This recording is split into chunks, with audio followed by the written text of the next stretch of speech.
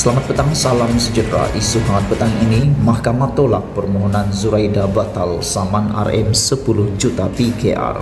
Berita sepenuhnya.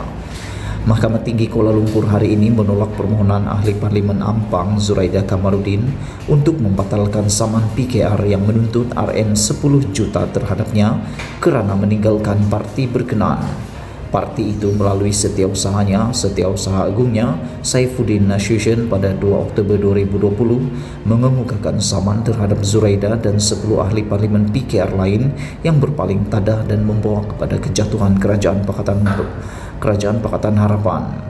Pesuruh Jaya Kehakiman Latifah Muhammad Tahar semasa menolak permohonan Zuraida berkata bahawa mahkamah berpendapat bahawa terdapatnya kausa tindakan yang jelas terhadap defendant.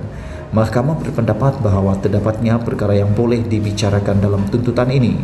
Tuntutan ini bukanlah suatu tuntutan yang tidak jelas, tidak mampan yang boleh dibatalkan di bawah aturan 18.K.19 KKM 2021. Isu berkaitan bond yang ditandatangani oleh defendant pada 25 April 2018 lalu yang perlu diperjelaskan dengan perbicaraan penuh, katanya.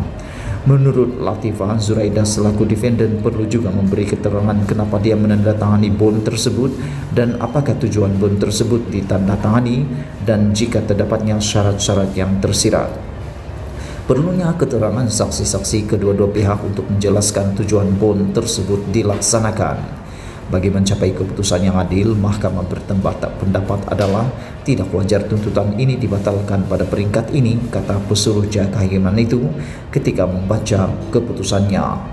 Mahkamah turut mengenakan kos RM 5,000 terhadap Zuraida berhubung permohonannya membatalkan saman PKR berkenaan tertakluk kepada fee alokatur. Terdahulu, Zuraida yang juga Menteri Perusahaan Peladanan dan Komoditi dalam afidavitnya mendakwa saman yang dikemukakan PKR ke atasnya bersifat dendam selepas dia meninggalkan parti tersebut. Dalam hujah yang dikemukakan kepada mahkamah, Zuraida berkata perlembagaan PKR sendiri memberi kebebasan kepada ahlinya untuk meletakkan jawatan tanpa menyatakan sebarang kewajipan mengenai penalti berbentuk pampasan atau balasan.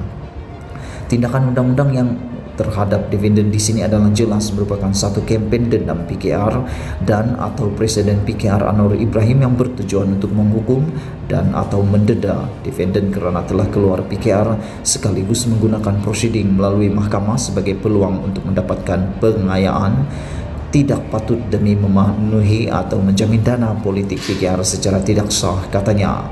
Afidavit itu bertarikh 29 Januari lalu.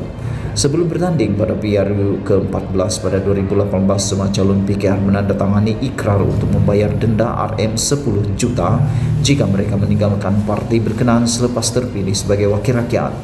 Namun Zuraida diketuai bekas timbalan Presiden PKR Azmin Ali bersama 9 ahli parlimen yang lain bertindak meninggalkan parti itu pada akhir Februari 2020 dan tindakan mereka yang dikenali sebagai langkah Sheraton membawa kepada kejatuhan Kerajaan Pakatan Harapan PH. Sekian isu hangat petang ini. Jangan lupa tinggalkan komen, tekan butang subscribe dan kita jumpa lagi. Bye-bye.